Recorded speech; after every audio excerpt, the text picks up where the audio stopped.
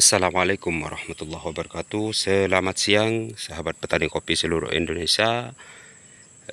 Tanpa terkecuali sahabat petani kopi seluruh Indonesia, di hadapan kami kali ini ada sebuah batang kopi yang sedang memasuki fase mau memasuki pembungaan, sekaligus ada yang masih hijau. Ini seperti ini. Seperti ini sudah lumrah, teman-teman. Jadi ketika buah sudah mulai menua seperti ini, jadi otomatis yang bahan-bahan B0 tersebut akan memasuki fase pembungaan. Itu sudah lumrah. Satu. Yang kedua kalinya yaitu kita harus tahu, kita harus jeli dalam pemangkasan sekaligus penyimpanan bahan. Pemangkasan yang harus kita pangkas yaitu bahan yang sudah memasuki B3 ataupun B4 yang sudah memasuki B3 bisa kita pangkas untuk tahun ini seperti ini, teman-teman. Ini sudah memasuki B2 yang ini. Bukan B3, yang ini B2. Cuman kita sudah persiapkan dua bahan lagi seperti ini. Terus untuk tahun ini, yang ini kita pangkas, yang sudah kita persiapkan yaitu dua bahan. Jadi kesimpulannya yaitu untuk selesai panen kita pangkas dari lepas bahan dari sini. Kita sisakan dua bahan. Kita pangkas satu tunas raja seperti ini. Kita pelihara dua tunas raja. Yang satu seperti ini, yang satunya seperti ini. Untuk menggenjot produksi kopi di tempat kita masing-masing, kita harus tahu berapa yang harus kita pangkas dan berapa pula yang harus kita pelihara. Sepertinya seperti itu. Kayaknya seperti itu, teman-teman. Jadi kesimpulannya, pemeliharaan bahan-bahan B0 seperti ini, teman-teman, itu harus kita pelihara sebanyak mungkin. Yang penting itu tidak tumpang tindih, satu. Yang kedua kalinya kita harus pelihara sebanyak mungkin dan kita genjot pula dengan nutrisi yang dibutuhkan tanaman kopi tersebut. Kalau ini sekiranya membutuhkan setengah kilo nutrisi pupuk, jangan kita kasih setengah on biar tidak drop. Yang ketiga kalinya yaitu bulan berapakah kita harus pemeliharaan bahan-bahan seperti ini. Bahan-bahan B0 yang sudah memanjang seperti ini. Kalau saya pribadi yaitu selesai pembungaan raya serentak, selang 1 bulan dari pembungaan tersebut. Kalau diumpamakan tahun kemarin itu bulan 8 selesai pembungaan raya. Jadi bulan 9 kita pelihara tunas-tunas baru yang tumbuh seperti ini. Kita pelihara di bulan 9 tersebut, maka terjadi di bulan-bulan ini untuk tahun berikutnya yaitu bahan B0 ini akan full juga di B1. Tidak usah nunggu B2. Kalau pemeliharaan bahan itu lebih lambat dari bulan-bulan selesai pembungaan, diumpamakan bulan 1 atau bulan 2 kita pelihara, yang terjadi seperti ini, teman-teman. Ini. Jadi dia tidak full di B1, tetapi dia akan full di B2 nanti. B2-nya yang ini B2 akan seperti ini, teman-teman. Seperti di bawah ini. Seperti ini. Bisa kita pelihara yang ini. Bisa kita lihat. Tuh. Yang ini sudah memasuki B2, hampir menguning dia. Jadi kesimpulannya yaitu lebih cepat kita pelihara bahan-bahan B0, maka akan lebih baik.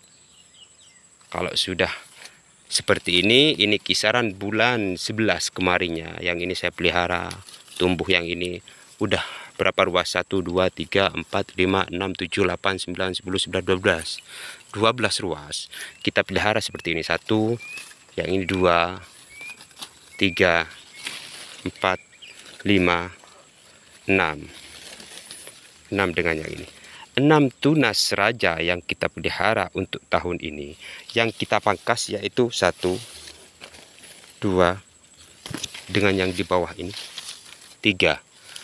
Yang kita pangkas 3 tunas raja, yang kita pelihara 6 tunas raja untuk pengganti. Jadi untuk tahun berikutnya ini tidak akan mengalami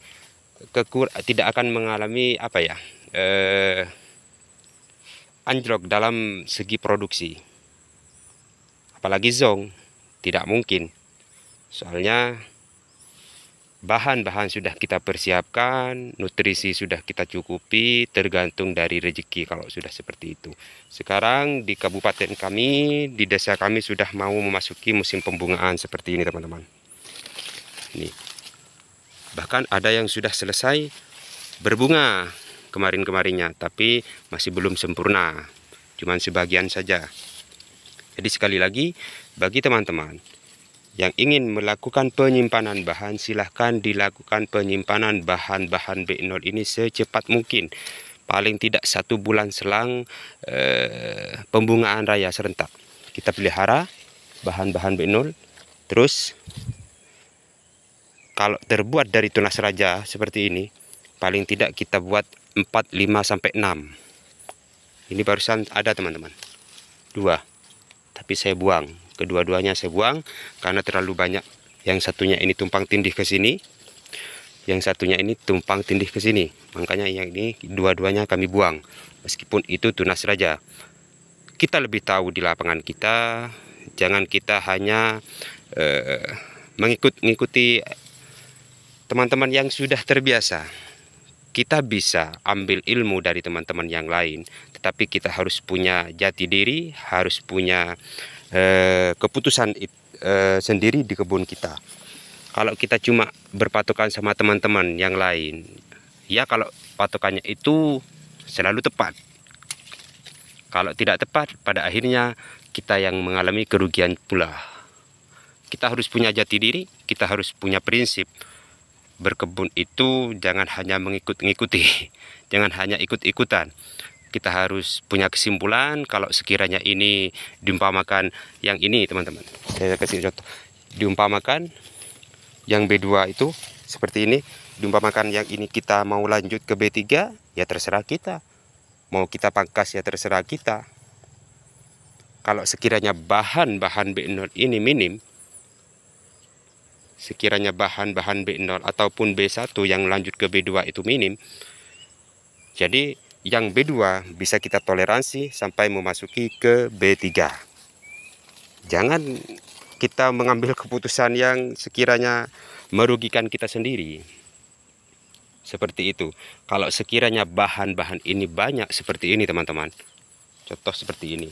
Ini bahan B0-nya saja ini 6 bahan B0. Belum lagi yang akan lanjut ke B2. Jadi yang B2 yang ini yang akan memasuki ke B3.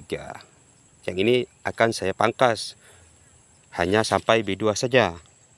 1 untuk yaitu ketika tanaman kita agak rapat, kita tidak usah lanjutkan ke B3, yaitu untuk memberi ruang biar tidak tumpang tindih. Itu. Yang kedua kalinya, kalau sekiranya yang inilah bahan ini untuk lanjut ke B3, jadi bahan-bahan nutrisi yang diserap oleh tanaman ini akan lambat kalau sudah memasuki ke B3. Jadi buah ngagung itu rata-rata untuk tanaman kopi yaitu memasuki B1 dan B2. Triknya bagaimana? Untuk mencapai itu, kita pelihara tunas baru ini secepat mungkin selesai pembungaan. Kalau kita cepat, paling tidak 1 bulan selang pembungaan raya serentak kayak kemarinnya, yang ini full di B1 dan B2 akan full pula. Yang ini masih memasuki B1 sudah seperti ini teman-teman. Di B1 dia full, di B2 dia juga full pula. Jadi tidak perlu kita lanjutkan ke B3. Setelah yang ini memasuki B2, kita pelihara kembali dari sini bahan-bahan lagi. Seterusnya seperti itu. Jadi tidak ada istilah setiap tahun itu full, tahun ini full, tahun depan zong. Mungkin tidak ada istilah seperti itu, terkecuali sudah cuaca. Kalau masalah cuaca itu tidak bisa dihindari sudah. Kalau kayak tempat saya kemarinnya tahun 2019 itu mengalami kemarau panjang yang sangat panasnya luar biasa. Itu kisaran 8 bulan kemarinnya di kisaran 2019, jadi banyak tanaman-tanaman kopi yang mati di tempat kami. Tuh yang di bawah seperti itu teman-teman. Itu masih memasuki B0 semua. Yang ini. Tuh. Itu tanaman yang di bawahnya karena lahannya miring. Yang ini di atasnya yang barusan. Melihat bahan-bahan yang sudah segar-segar seperti ini aja, kita sudah punya harapan besar untuk tahun depan. Kira-kira seperti itu teman-teman. Sekiranya sekian dari kami, kurang lebihnya saya mohon maaf. Jangan lupa like dan subscribe dan nyalakan loncengnya biar tidak ketinggalan konten tentang seputaran kopi dari kami. Sekian, assalamualaikum warahmatullahi wabarakatuh.